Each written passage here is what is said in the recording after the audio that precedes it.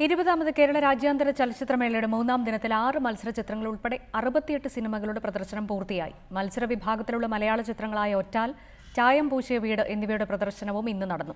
3D ചിത്രം wolf ടോട്ടം, Paul Cox സംവിധാനം ചെയ്ത പോസ് ഓഫ് ഡെസ്റ്റിനി എന്നിവ 3ാം ദിനത്തിലെ ശ്രദ്ധേയ ചിത്രങ്ങളായി.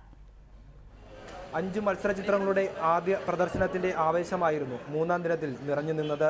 ദേശീയ പുരസ്കാരം സ്വന്തമാക്കിയ ജയരാജ് ചിത്രം ഒറ്റാലിന് മേളയിലും മികച്ച സ്വീകരണം ലഭിച്ചു. ഇത്രയും നിറഞ്ഞ സദസ്സിൽ അത് തന്നെയല്ല, ഓരോ രംഗത്തും അവർ ഒരു കൈയടിച്ച് പ്രോത്സാഹിപ്പിക്കുമ്പോൾ നമുക്കൊരു വല്ലാത്ത എക്സൈറ്റ്മെൻറ്റ്. എൻ്റെ ഫസ്റ്റ് ടൈമാണ് ഇങ്ങനെ ഒരു ഫീല് ഉണ്ടാകുന്നത്.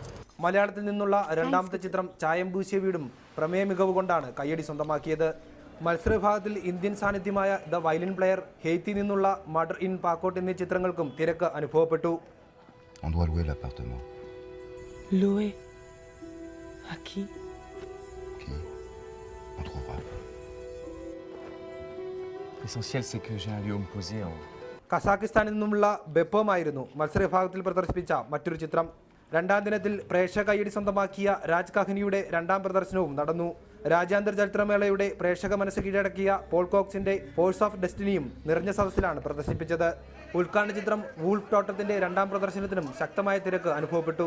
ലോക സിനിമാ വിഭാഗത്തിലെ ചിത്രങ്ങൾക്കാണ് പ്രേക്ഷകർ കൂടുതൽ സമയം ചിലവഴിച്ചത്. 6 മത്സര ചിത്രങ്ങളുടെ പ്രദർശനമായിരുന്നു രാജ്യാന്തര ചലച്ചിത്രമേളയുടെ 3ാം ദിനത്തിന് സജീവമാക്കിയത്. മത്സരരംഗത്തുള്ള മലയാള ചിത്രങ്ങളായ ഒറ്റാൽ, ചായം പൂശിയ വീട് എന്നീ ചിത്രങ്ങൾക്ക് മികച്ച പ്രേക്ഷക പിന്തുണയാണ് ലഭിച്ചത്. Cameraman C വിനോദിനൊപ്പം ടിൻഡോ Varkey, reporter, Thiruvananthapuram.